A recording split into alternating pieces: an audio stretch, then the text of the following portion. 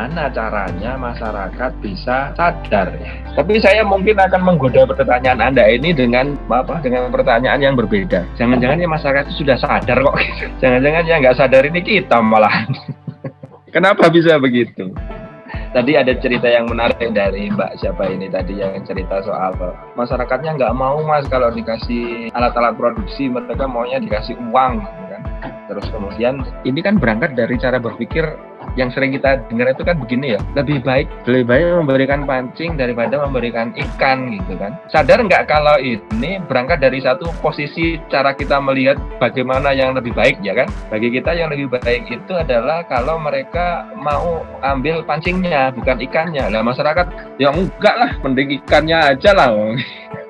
Mending ikannya saja gitu ya. Mending ikannya saja. Saya akan melanjutkan sedikit saja cerita saya mengenai tadi. Kan pemberdayaan itu bisa berjalan kalau ada orang yang disebut sebagai tidak berdaya ya. Nah, orang yang tidak berdaya itu kan disebut dengan berbagai macam cara gitu. Nah, sekarang ternyata cara berpikir ini oleh masyarakat digunakan untuk melawan balik. Dengan cara seperti apa? Ya udah, aku tidak berdaya aja deh. Ya enggak, teman-teman bisa enggak melihat banyak fenomena seperti ini? Bagaimana kemudian orang-orang memanfaatkan ketidakberdayaan itu justru untuk bisa melawan, untuk bisa memaksa supaya bantuannya bisa turun. Jadi dalam pengertian yang berbeda sesungguhnya ini adalah strategi untuk supaya negara itu bisa mendistribusikan sumber dayanya kepada semakin banyak orang. Sehingga kemudian kategori-kategori tidak berdaya itu digunakan oleh sementara orang di beberapa tempat untuk bisa mendapatkan juga sesuatu yang diberikan oleh negara. Itu misalnya sekarang kalau kita lihat di masa-masa pemilu ya, contoh yang berbeda. Itu kan ada daerah yang di sini tidak menerima money politik, di sini tidak menerima money politik. Tapi ada juga desa yang pasang spanduk wani piro. Nah gitu kan? Ya kan? Nah kalau kita berpikir ini yang berdaya yang mana ini? Yang menolak money politik atau yang mengatakan ya sudah kalau caramu main begitu aku jabanin ya gitu. Ya kan? Kita bisa lihat mana ini yang berdaya. Yang pertama, yang tidak mau menerima itu juga betul. Karena dia berpegang pada prinsip bahwa politik ini adalah urusan hati nurani yang tidak bisa diintervensi oleh apapun.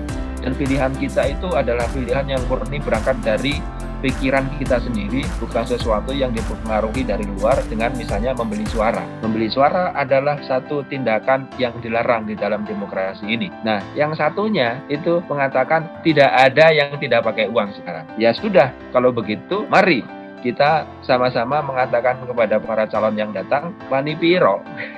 Sekalian aja gitu. Nah, ini kan strategi ini sesungguhnya tidak jauh berbeda dengan misalnya masyarakat yang sekarang ini punya kemampuan untuk bisa menampilkan diri mereka supaya mereka betul-betul dianggap sebagai orang yang layak untuk diberdayakan. Tapi sesungguhnya cara ini sebenarnya hanya mengelabui mereka yang merasa punya daya. Kalau kita lihat dengan cara seperti ini, bukankah sesungguhnya masyarakat sudah betul-betul berdaya dengan cara itu dan mereka sadar tentang bagaimana ini semua berlangsung sehingga dengan cara itu mereka bisa mengatakan kepada negara, ya sudah kalau mau begini, aku begitu. Nah, kalau yang caranya yang Panggung Harjo tadi berbeda.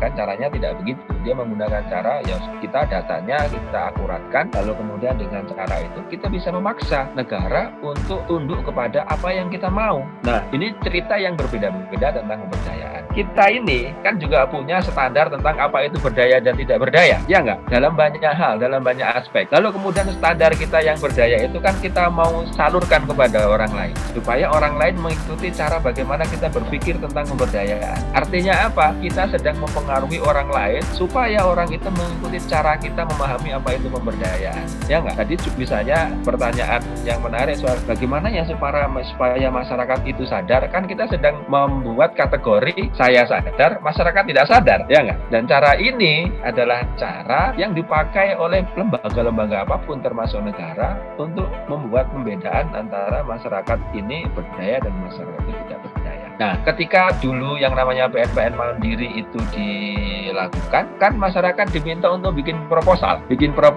untuk mengajukan dana. Nah, supaya proposalnya diterima, dia kan harus menuliskan proposalnya itu penuh dengan sesuatu yang sifatnya kekurangan, supaya dengan cara itu dia bisa meyakinkan panitia untuk PNPN Mandiri itu dia tetap dibantu gitu. Kalau dia melaporkan kelengkapan, ya sudah, berarti kamu sudah oke, gitu. Kalau kamu sudah oke, ya buat apa lagi diberdayakan, kan begitu. Nah, cara berpikir ini adalah cara berpikir yang bisa kita lihat terjadi di mana-mana, termasuk dalam cara bagaimana masyarakat memperlakukan bantuan. Ada sementara kelompok yang mengatakan ya bantuan itu memang betul-betul harus untuk orang yang membutuhkan. Kalau kamu sudah kaya, sudah berdaya, ya nggak perlu kamu dapat bantuan. Tapi di sisi lain ada yang mengatakan, nggak begitu, cara nggak begitu. Itu kan bantuan ya. Ya sudah, kalau begitu semuanya harus dapat. Kan ada masyarakat yang membagi bantuan itu secara rata.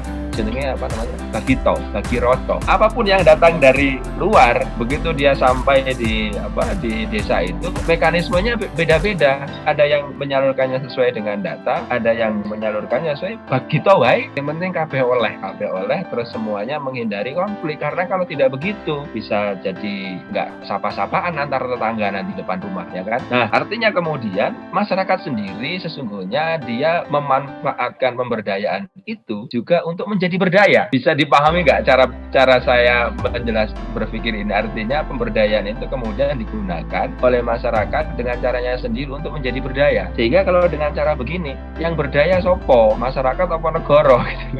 Kan selama ini kita berpikir yang namanya lebih berdaya itu negara dan masyarakat tidak berdaya. Kalau dengan cerita-cerita yang berkembang sejauh ini, itu kan sesungguhnya ya masyarakat sudah tahu lah, mereka sudah mengerti caranya bagaimana menghadapi negara. Nah, kalau yang Panggung Harjo tadi caranya lebih pinter gitu, lebih canggih gitu ya, dengan berdasarkan pada data. Tapi intinya baik yang dengan data ataupun yang dengan tidak dengan data, itu kan sama-sama mereka mau membayangkan tentang pemberdayaan dalam pengertian mereka, dalam pengertian yang mereka inginkan. Yang satu pakai data, yang satu pakai bagi roto. Nah, itu artinya apa? Yang terpenting di dalam pemberdayaan adalah bagaimana masyarakat punya kapasitas untuk bernegosiasi dengan siapapun. Dia bisa bernegosiasi dengan peneliti yang datang. Nah, begitu saya ini peneliti kan, saya datang kepada masyarakat, Bapak, saya ini adalah peneliti. Saya di sini mau meneliti begini. Oh ya, bagaimana Mas? Ada yang bisa saya bantu? Saya mau tahu soal ini Pak. Oh, oke. Kalau seperti itu, Masnya lihat ini. Oh, saya ceritakan begini. Nah, apakah yang dia ceritakan itu adalah sesuatu yang benar-benar terjadi atau tidak? Tapi kan dia sedang berhadapan dengan seorang peneliti dan dia harus menampilkan diri dengan cara tertentu kepada peneliti. Kalau yang datang kepada dia adalah seorang dosen dari kampus ternama gitu, mungkin dia agak sedikit merunduk dan kemudian dia bercerita begini dan di dalam benaknya itu dengan cerita itu dia bilang apa yang bisa saya manfaatkan dari orang ini. Kalau nanti yang datang adalah aktivis LSM, kalau nanti yang datang dari ini gitu ya, itu juga mereka punya mekanisme bagaimana melakukan negosiasi dengan. Nah, yang dilakukan oleh masyarakat ketika dia menerima bantuan dari negara, dia berhadapan dengan negara itu kan dengan mengembangkan kapasitas negosiasi. Kalau Anda mau ini, Anda harus begini. Nah, yang dilakukan oleh Panggung Harjo tadi negosiasinya dengan menggunakan data. Cara ini juga bisa dipakai, cara ini juga bisa direplikasi di tempat lain untuk bisa memaksa negara mengikuti apa yang dia mau. Tapi di tempat lain kan caranya berbeda negosiasinya. Nah, kalau masyarakat itu punya kemampuan untuk bernegosiasi dengan apapun yang datang kepada mereka, dia bisa mengelola perubahan apapun yang datang kepada mereka. Nah, barangkali itu adalah satu bentuk dari pemberdayaan, bentuk dari keberdayaan. Kalau kemudian masyarakat punya kemampuan seperti itu, dia akan bisa mengatakan kepada siapapun yang datang, oke, saya mau ini, kalau Anda mau dapat ini, kalau Anda mau ini, Anda akan dapat ini, kalau saya mau itu, caranya dengan begini gitu. Terus negosiasi itu yang terus berlangsung selama masyarakat ini berhadapan dengan apapun yang datang kepada mereka.